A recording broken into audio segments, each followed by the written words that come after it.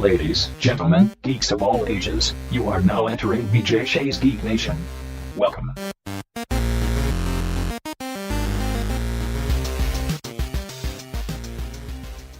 Hey guys, Chris Walker here. Walk like a fan on BJ Shea's Geek Nation. Uncle Chris on BJ and Migs.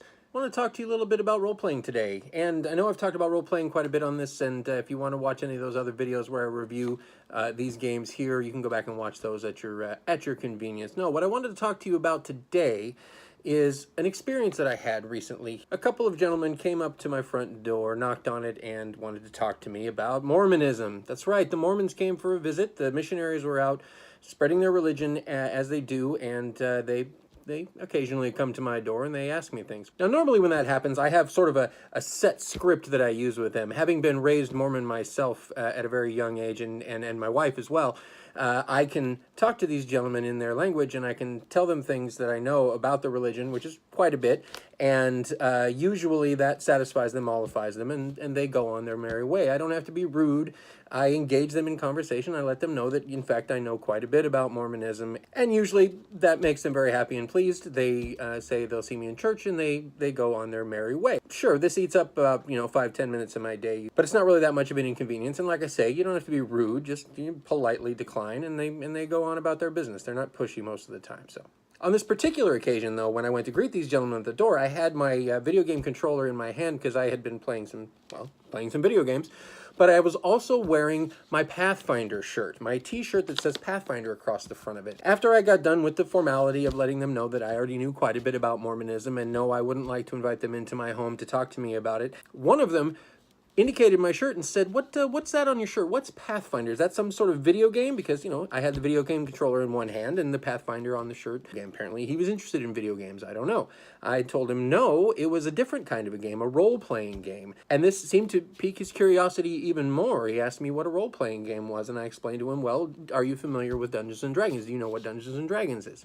And he says, oh, yeah, I'm familiar with Dungeons & Dragons. And having lived through the Satanic Panic in the early 80s, where every religious group, every mother's organization, a lot of different politicians were condemning Dungeons & Dragons and saying that it was satanic and bad for the children, and they shouldn't be cooped up in their basements playing and casting magic spells and witchcraft and all of that jazz and battling monsters. I was fully expecting from these two gentlemen that I would get the riot act about this, about how what I was doing was bad for me, and that religiously speaking I was putting myself in peril. That didn't happen. No. The one gentleman who had asked me about my shirt and whether it was a video game or not started asking me more questions about role-playing games, more questions about Pathfinder. What exactly was a role-playing game? How did one go about playing a role-playing game? Board games, obviously, he was familiar with, and he knew what all that was about, but how was that different? What made it different? How did you actually play a role-playing game? He was very interested in this. So I stood there in my front doorway with these two gentlemen on my porch, and I discussed role-playing games with them.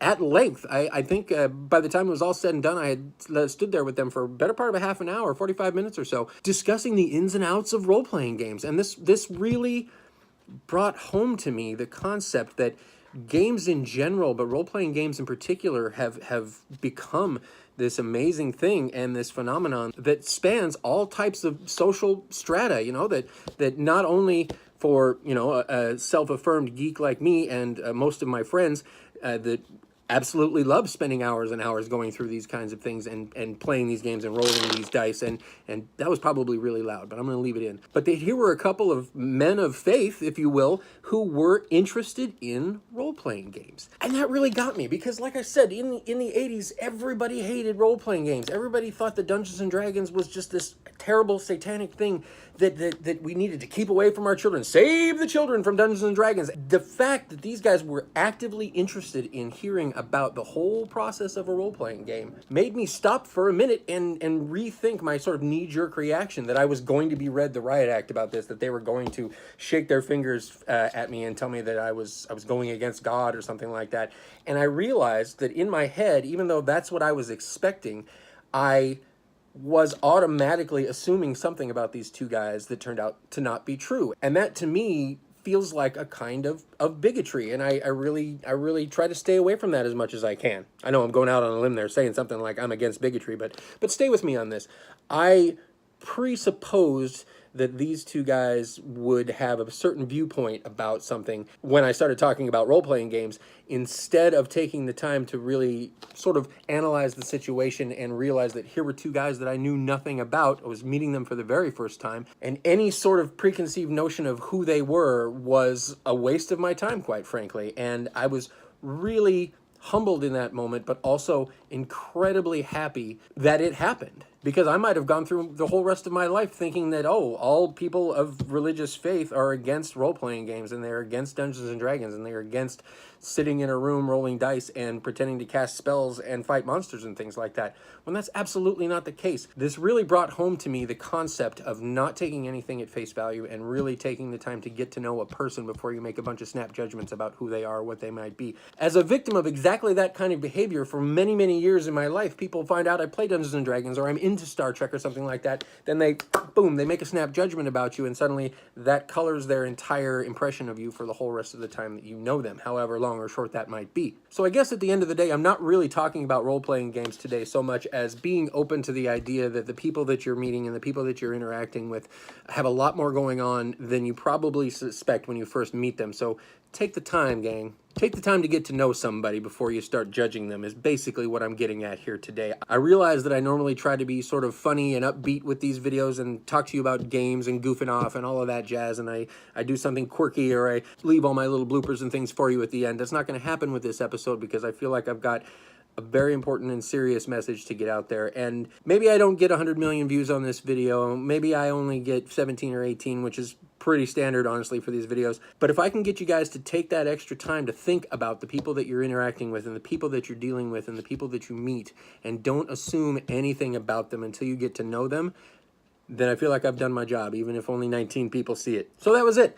Not only a sort of affirming moment for me in my life that I wanted to share with you guys, but also a really deep journey of self-reflection that I went on because of it. So I want to sincerely and earnestly thank those two gentlemen for coming to my porch that day and turning what could have been a simple 2-minute interaction of me just saying no thank you and closing the door in their faces into a powerful and important moment in my life. And it's all down to role-playing games, honestly. If I hadn't been wearing that shirt, if I hadn't been holding an Xbox controller in my hand, I would have never had that conversation. I would have never had that chance to look at myself in this way, and I would have never had a chance to come here and be sort of real with you guys for a change. So that's all I have for today, guys. Thanks for listening. And as always, share, like, and subscribe. The 3 things I'm always going to ask you to do, especially with this one today, because I feel like it is a very important message to get out there. And until next time, not only stay nerdy, but also keep an open mind when you're dealing with people, all right? They're better than you think.